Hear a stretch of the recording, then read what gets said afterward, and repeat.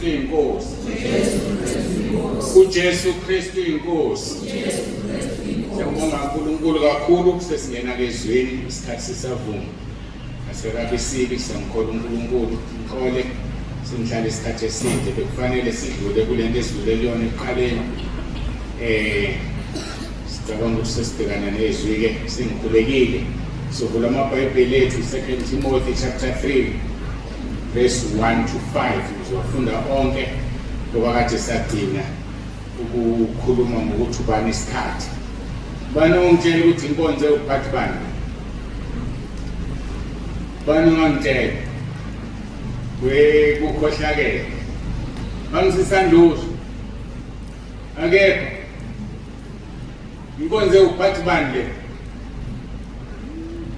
Nomzupha ukhuluma uphambi sisando sawo. Ngizwa? Oh, omunye uthini? Yonakala le. Ngithi ngizomnika into yokuhleka. Into yokuhleka. Hayi futhi encane bekuzoba yikhulu. Bengizomnika into yokuhleka sidlule ku part number 21. Lothi 15 should kadelele nje. Zakudlula zonke inkonzo lezi. Part number 21. Hawu enganiphela sasiphethe unumber 19 eGlenco. Sabuya sazoshaya u20 la ekhaya. Sasesinyamalala. Ngibuya no21 yena namhlanje. Hayi angilazi ibandleli nje likhohlwayo. Akulutho kasifundeke 2 Timothy chapter 3 verse 1 to 5 abadukisi besikhathi zokugcina. Kepha yazilokhu ukuthi ensukwini zokugcina kusakuvela isikhathi ezinzima.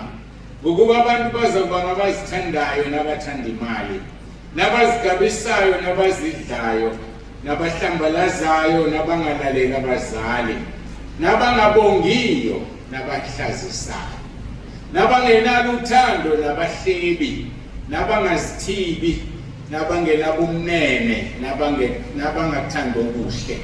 Sikuverse number 4 ngokwentshumayelo, kodwa number 3 samshiya phakathi. You don't know two asikala mqedi, so angazi mina kophela ni.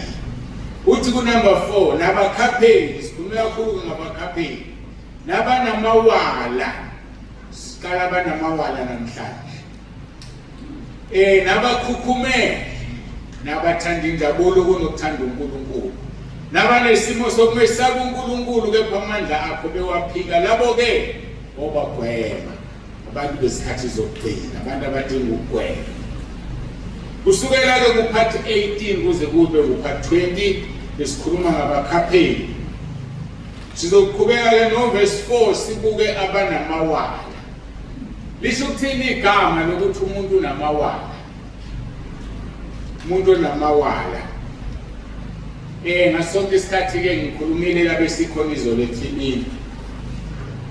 Ngichaza igama lesikhonkwane uthi abahumushi bezulu babebayahumushela ukuthanda kwabo. Ngaphambi kokuba ulazi ngiyazi ngiyalazi igama lamawala, umuntu onamawala wenza izinto ngamawala. Kusho kuthiwa mhlawumbe ugezintsha ubone sesifile ngokuyasheshisa ziyashayana. Unamawala nje mayenze into ngokukhuluma unamawala khona ngathi udelile emthinji. Abantu abanamawala ke la. Kodwa uma usuthatha elesingisi iBhayibheli understand ukuthi kusho ukuthini. Uvele kubheke eceleni nawo. Abantu abanamawala abantu abenza lokho. Ubone ukuthi abahumushe ke base bekhalelwa nqanyibelo ulayini ngolimi namhlanje base bekhalelwa ngagama. Lithi ke lesingisi headstrong, rash, headstrong, self-willed and obstinate. Masifuna obstinate uthi stubborn, inflexible, unyielding, firmly adhering to one's chosen course of action or opinion despite dissuasion. Ake sichazele ngesizulu iyasinda yona. Umuntu onekhanda eliqinile headstrong yasisho. Umuntu self-willed oyicabangela yena hayi umunye umuntu. Umuntu onenkani, umuntu ongagobi, inflexible, unyielding, ongavumi ukuhlulwa noma ukuboniswa noma ngabe esencengwa kanjani abantu noma baba u10 abantu eyedwa bethi cha lento imhlophe athi ayimhlophe imnyama into ontanga olukhulu yikho ngithi manje uthatha igama lamawala akugayisha kanje amawala eningi kodwa kusiyazi nokukhulunywa amawala sikhuluma ngomuntu onekhanda eliqinile umuntu ongezwa umuntu okhanda shisa sikhuluma ngokhanda shisa ke uJesu Kristu inkosi uJesu Kristu inkosi iBhayibheli lesizulu ke sengishila lokunushwanga kahle kule ndawo lithi abanamawala kanti kahle hle ontamo olukhulu okhanda shisa ngelinye ilanga ke Shumayeli uStefano wabiza abantu ngokhanda shisa bamkhanda ngamatshe ngoba limnandi igama uthi ukhanda shisa kodwa iqiniso lithi malithiwa liyashisa ikhanda lisuke lishisa ungakwamukeli uma bethi abantu ukhanda shisa so ke ngesathi eShumayeli uStefano izenzo chapter 7 uverse 51 uthi nina bontamo zilikhuni abangasokile ezinhlizweni nasezindlebeni nimelana njalo nomoya ongcwele njengoyihlo ninjalo nani verse 52 umuphi baprofethi oyihlo abangamzingelanga na bambulala abamemezele ngaphambili ukuza kolungileyo eseninga abakhapheli nababulali bakhe na nina enamukele umthetho ngokela kwezingelosi kepha nodinayo okhanda shisale la ontamo zikhulu ake sihlaziyeke leli verse ngoba izintshumayelo ezilandelayo zibased kulona lisifundisa ukuthi umuntu okhanda shisa ontamo omkhulu umuntu owenzayo leli verse ke lisinika impawu eziwu7 zokhanda shisa noma ke ngolimi olubhalwe la umuntu onamawala kodwa kuyangisabisa ukuthi ngithi unamawala ngoba okuhlangana umuntu yaba namawala ethobile right kodwa abe namawala nje kwenzela izinto so akufani kahle hle nazi izimpawu zabanamawala esizithola ku verse 51 and 52 abasokile ezinhlizweni nasezindlebeni bamelana njalo nomoya ongcwele bazingela babulala abaprofeti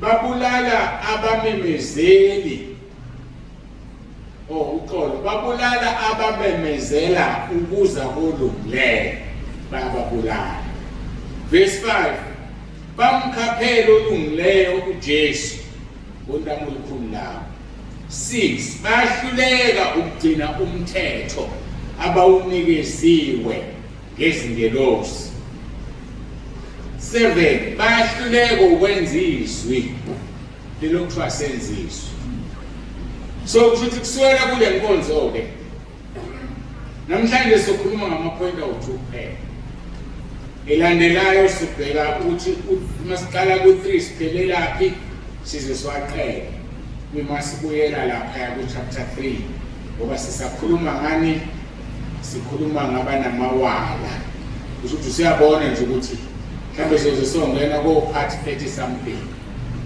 mhlambe no part 50 angazi lenkonzo le ethubani isikhathi so ke number 1 okhanda shisa abasokile ezinhlizweni nasezindlebeni number 2 bamelana njalo nomoya ongcwele ake sibukeke ukuthi abanjani abangasokile ezinhlizweni nasezindlebeni lokuthi ke kuze si-understand wawuthini umthetho wokusoka phela ukuze size ukuthi sithini ngoba sesikhulume abanye abazi kwakusoka yini lokho noma singesikhulume ngolimi olujulile ngenxa ya izigaba zeminyaka esinazo la endlini kodwa ngizofunda izwi la noma ubani ngoba nengane uma isikwazi ukufunda iyolufunda so izwi ke awukwazi ukufihla. Genesis 17 verse 14. Wawuthini umthetho wokusoka? Wawuthi owesilisa ongasokiwe engasokwanga enyameni yejwabu lakhe, lo muntu uyakunqunywa kubantu bakubo ngokuba waphulile isivumelwano sakhe. Amazwi ashwa inkosi Jehova Sebawothi. Umuntu wesilisa ongasokiwe engasokwanga wephula isivumelwano sakhe noNkulunkulu. uJesu Kristu inkosi. uJesu Kristu inkosi. Hey nisho ngathi ngilele. uJesu Kristu inkosi. uJesu Kristu inkosi. Wamzolana.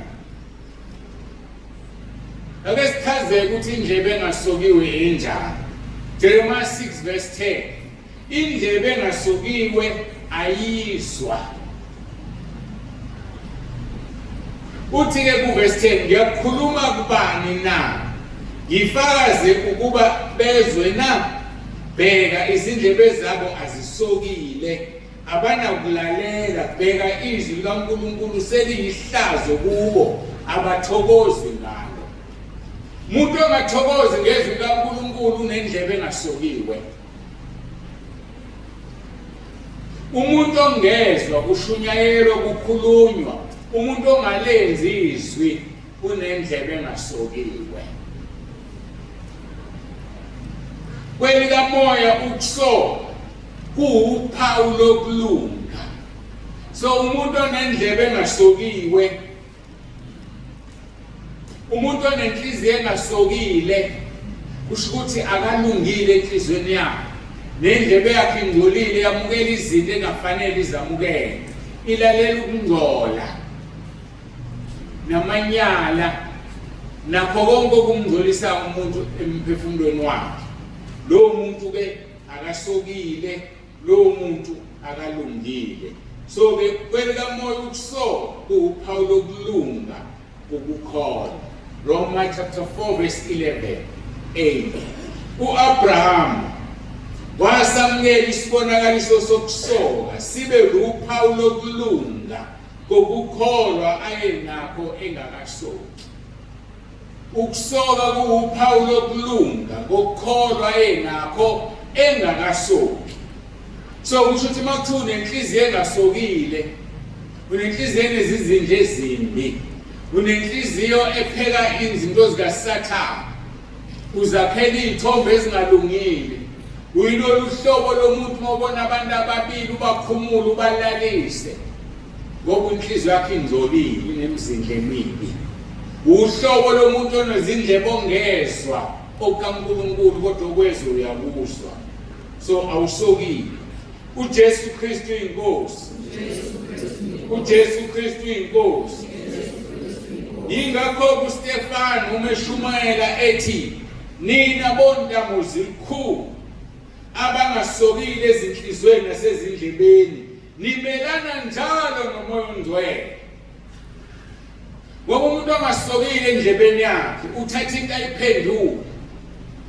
Njengoba sengishilo mangiqala ngifuna ukungena lapho, thatha intshumayelo zami iziphendule zenzele ukusutha lowo muntu. Ingoba indlebe yakhe ayisokile, akangizwanga ukuthi ngathi. Umuntu onenhliziyo engasokile, lithi izwi lenkosi inhliziyo yomuntu ingcolile imbi. Kufanele sithandaze sicela uNkulunkulu angcwelise inhliziyo zethu nendlebe zethu. Ube nendlebe esokiwe nenhliziyo esokile. Uthi-ke uStefani verse 51, nina bondamu zilikhulu abangasokile ezinhlizweni nasezindlebeni, nimelana njalo nomoya ongcwele. Okunguphawu number 2, bese singena ephawini number 2. Nje sokhuluma ngempawu endini namhlanje iphuma inkonzo. Sengiqedile ngolokuqala lokusoka, sengihlazile ukusoka enhlizweni nasendlebeni. Number 2, umelana njalo nomoya ongcwele. Umuntu abe stiff necked, intamo iqinile. Awona uma umbhekele ungithinta la ngajiki, intamo iqinile ngithe makufike ngijike kufuneka ngithi stiff necked. Abantu abangababambe into abayibambile bayazi noma iyaphila noma ifile. Njengoba kuhle sibe ama-stiff necked kokaNkulunkulu. Uyibambe into kaNkulunkulu ungagudluzi uSathane. Unfortunately abantu bawuntamo olukhuni ezintweni zikaSathane. Uthi Isaiah 63 verse 10. Kepha bahlubuka badabulisa umoya ongcwele waphenduka isitha sabo walwa nabo. Umuntu onentamo elikhulu uyahlubuka ngoba vele akanamgogodla. Intamo yakhe ikhuni ezintweni zikaNkulunkulu kodwa kwezikaSathane uyibambile. Kwathi uNkulunkulu angasisiza. uNkulunkulu asilekelele. Ngiyathanda ukuthi ngikhiphe le advice iyafika njengoba sikhuluma ngabantu abahlubukayo. Khona insizwe yahlubuka la ekhaya. Sekuminyaka eminingi yahlubuka. Ayike ibuyile kuWhatsApp kuleli sonto. Saxoxa izinto ezilula. Ithe isuka-ke ngiyavumela uSathane. Yaqala yazongixeka ukuthi mina la nginabefundisi besifazane. Yakhotha amavesi esesashumayela ngawo ngoDisemba 2023. Ngayinika iwarning ngalalela la mfana wami kuhle masaxoxa. Ngazi uzongitshela Yesu uhlubukile. Okuzake ngenyama. And I'm warning you, mawuqhubeka wenza lento yenza uzokushaya uNkulunkulu engikukhonzayo. Uzisola ukuthi wazalelwa. Ngase ngimnika lezi inkonzo eziwu2 eku-YouTube nalene. Ngoba uzokhuluma into angangene nje nohlubuka wahamba. Usezotshela mina ngeBhayibheli. Yamuntu uSathane uyini. Uzothi manje sakwazi ukuya phambili evelelwa izinto ezimvelelayo. Kube buhlungu ngoba udlala ngomlilo wasezulwini. So umuntu mayiphuma ehamba noma yiliphi ibandla ayiveli kuphela. Womhlonipha umuntu omshiye ebandleni ngoba wena owini musukhamba usuhlakaniphile kunaye kodwa ukuhleze ngademoni. Ngoba lo uNkulunkulu ophethe lo mfundisi uzokushaya. Ngoba uzohlakaza umsebenzi. Khona umuntu ongenza umuntu waphuma obaleka wayophuza utshwala wenza zonke izono. Khamba nevesi elithize athi uzokusola. Into le engifuna ukuyala wonke umuntu mawuphuma ebandleni lihloniphe ngoba uyilento iyona ngoba likwakhile. Musushaya isandla esakukhulisa sakondla kwelikamoya ngoba ushaya isona ushaya umnikazi waso. Ukuhlubuka isona esibuhlungayo. Kurong ukuhlubuka umbongo uNkulunkulu umubuye kuhlubukeni ukuthi akusiza kulondoloza ungaphindi uhlubuke. Ngoba Hebrew 6 verse 4 kuya ku6 lithi umuntu ohlubukile ngeke aphinde avuswe. So ke uma wena uvusiwe bonke uNkulunkulu ukuthi uvusiwe.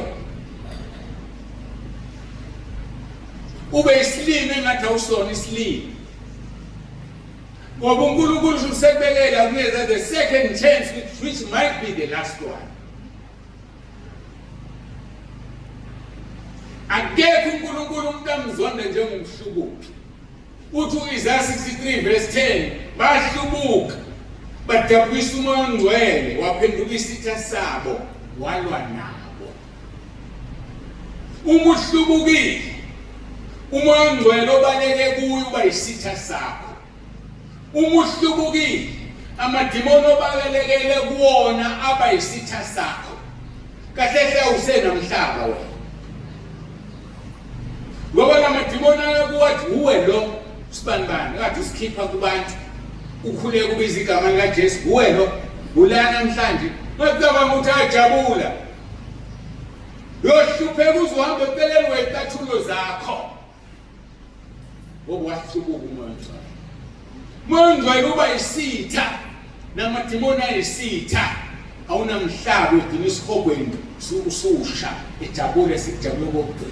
So uma uNkulunkulu ekwenzela umusa kade uwile wabuya ukuthi ubuyele kulelo bandla noma kwelinye, phela ngikhuluma ku-WhatsApp, ku-YouTube, ngulona noma nobani, noma usuye kwelinye, uthi nje uthola umusa, ubambe ngezandla zombili, uhloniphe umkhonzi uNkulunkulu, wazi ukuthi uvuke ekuthuneni lasesikhogweni ithuni lesibili.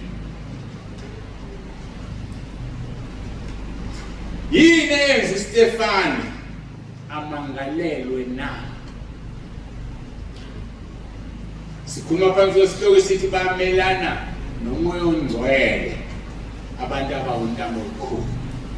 Wake bamelana nomoya ongcwele u-Ananiya noSafira bafa bangcwatshwa. Kubo bonke abantu esifisa ukumelana nabo ungamelana nomoya ongcwele. Uthi uJesu ohlambalaza indodana yomuntu noma uhlambalaza uNkulunkulu Baba uyothethelelwa kwelizayo. Kodwa uhlambalaza umoya ongcwele ngeke athethelele kule ndawo elizayo. Unfortunately, bamunye bandawonye, ngohlambalaza uNkulunkulu uhlambalaza umoya ongcwele. Ngohlambalaza uJesu uhlambalaza umoya ongcwele. Washo uJesu ngomoya ongcwele engakafiki emhlabeni. So njengoba besafika emhlabeni, isihlambu ngayibhekisa uNkulunkulu Baba, umoya ongcwele lo. Ngayibhekisa endodaneni uJesu, umoya ongcwele lo. Isona singeke sithetheleke abadabukene ngoba kunabantu abasenkingeni. Mayethe uyathandaza aze siqubuke inhlamba ngaphakathi. Isona sinzima kabi leso. Ungayithethelelwa kusona kulenga kwelizayo. Yini eyenza uStefane amangalelwe? Uthi verse 8 wezenzo chapter 8 wayegcwele umusa namandla. Inkinga yakisona sikaStefane wayegcwele umusa namandla. Yini amandla umoya ongcwele? Yini umusa? Umusa i-favor of God. Uma uthola i-favor kuNkulunkulu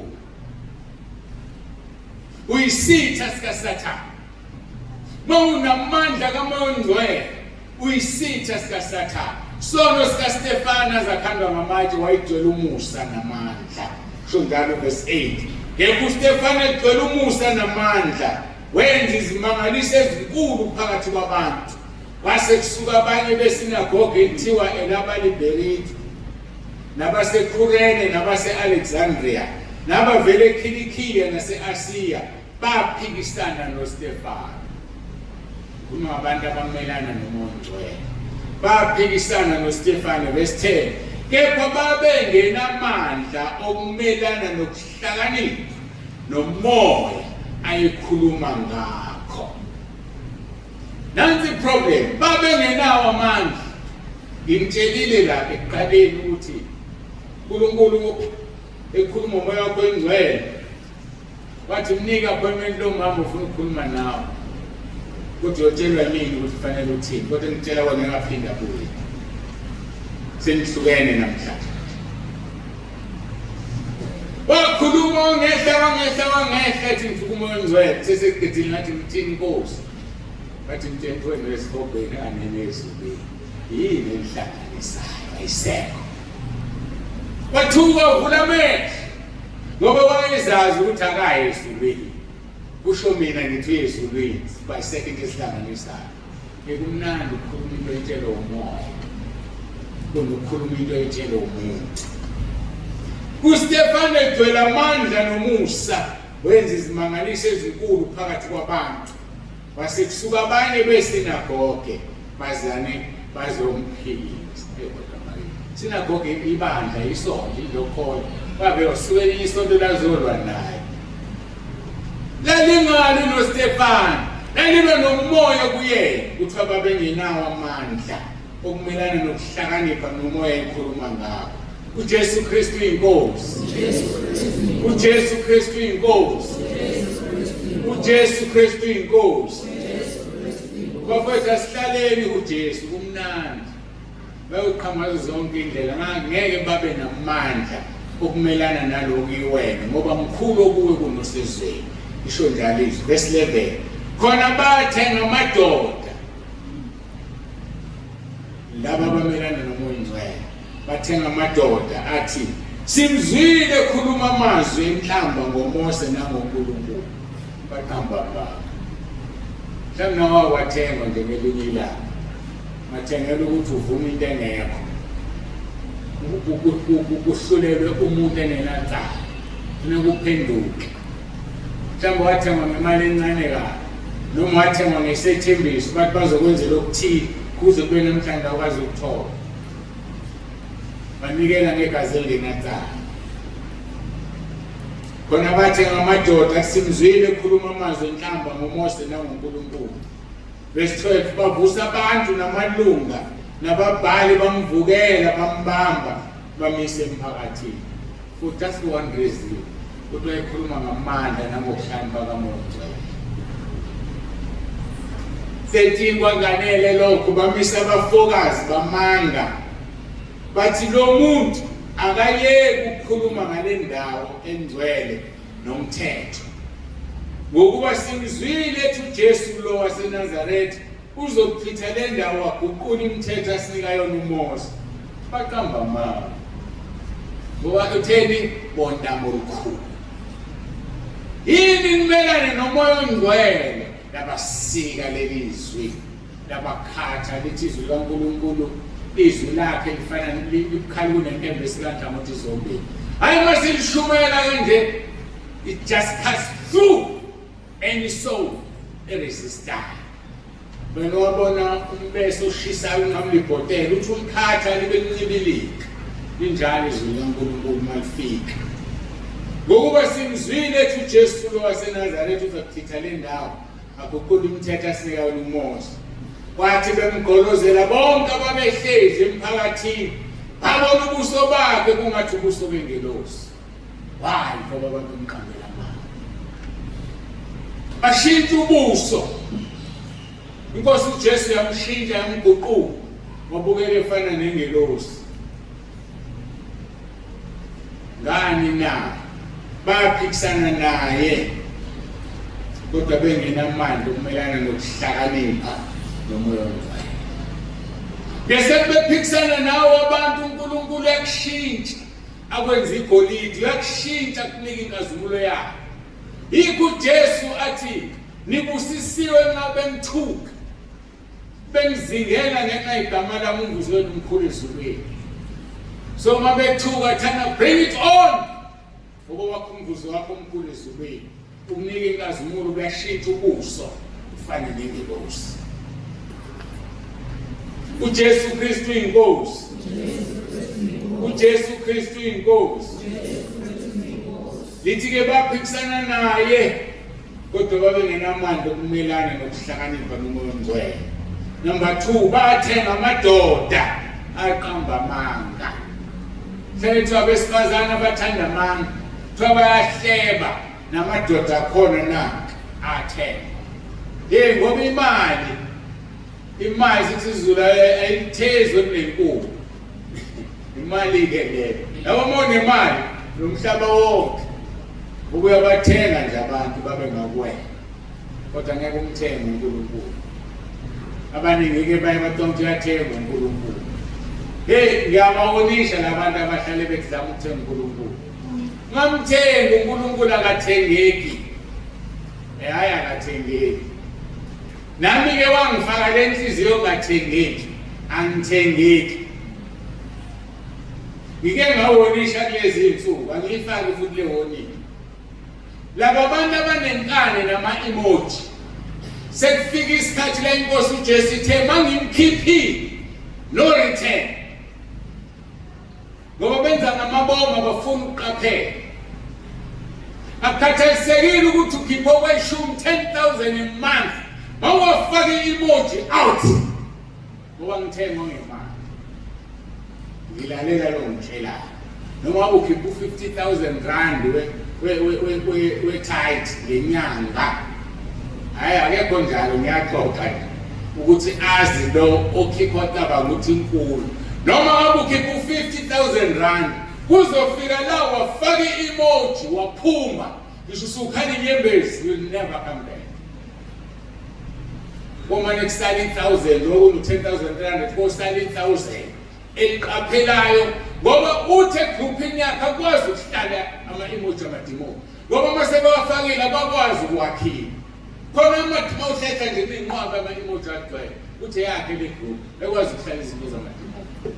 So abantu abanenkani abaqhubekayo you will be out qaphele yona umncengelayo ungamlandeli. Qaphele nje wena uncengela abantu ungamlandeli.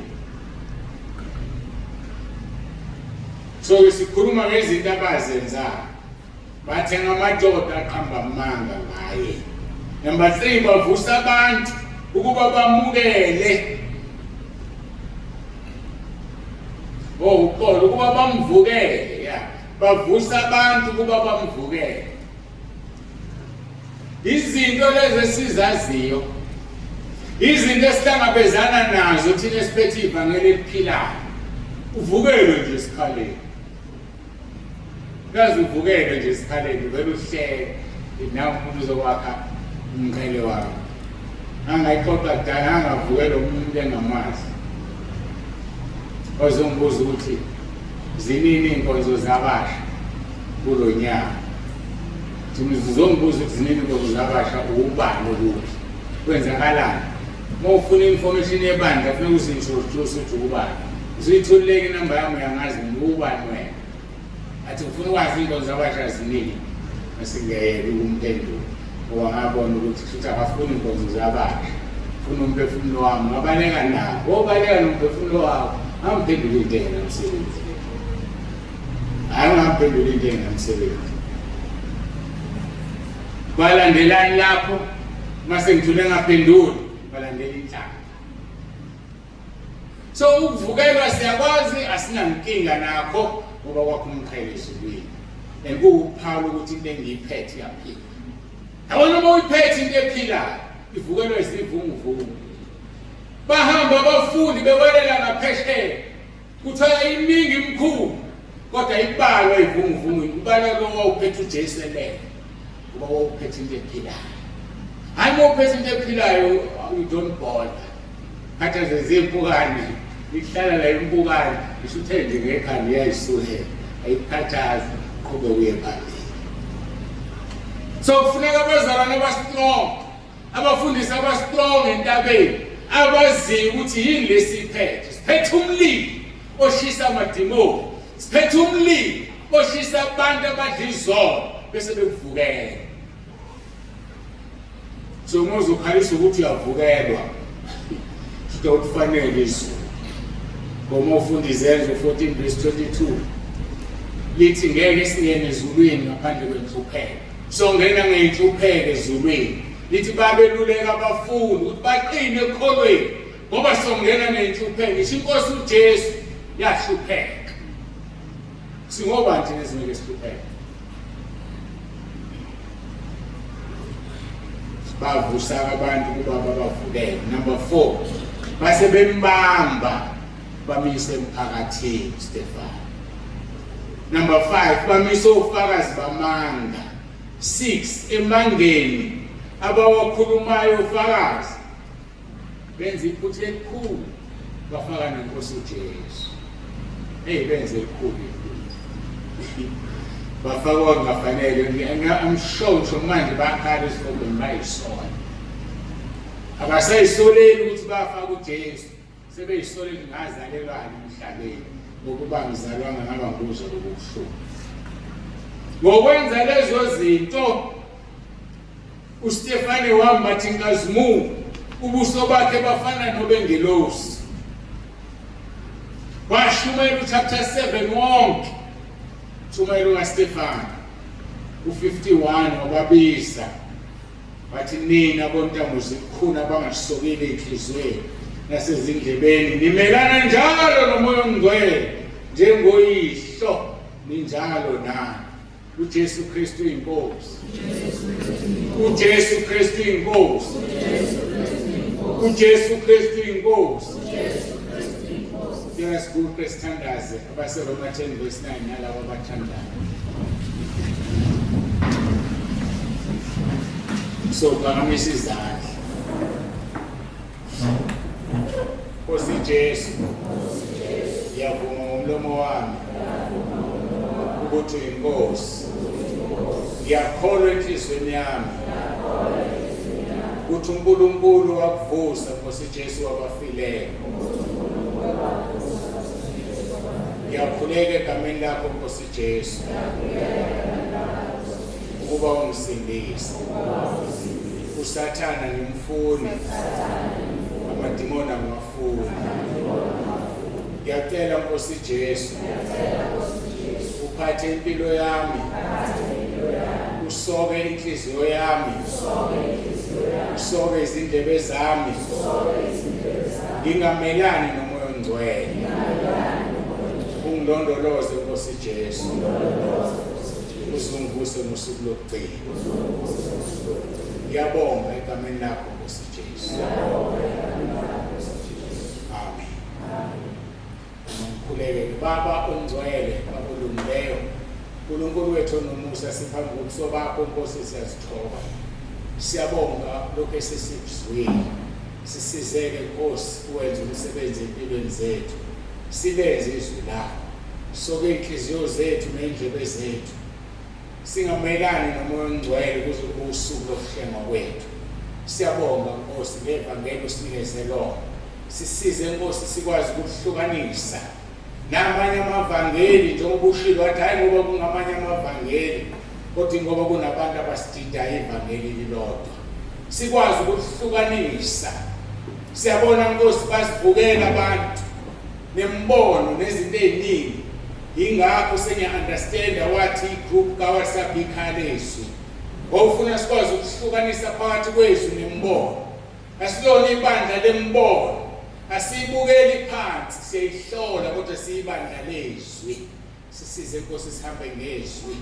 Ngokulizwi wayekhona. Ulizwi ekuNkulunkulu. Ulizwi enguNkulunkulu. Akuvelanga lutho ngaphandle kalezwi.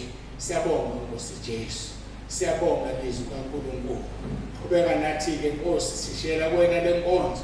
Nalokho kusazoqhubeka kwenziwe, iba nathi ngomoya wakho ongcwele. Gcwelisa bonke abantwana bakho abathandazela uRoma 10:9.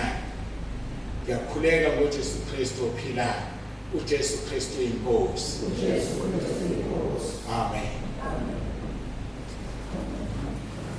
Uyinkosi ephakemeo,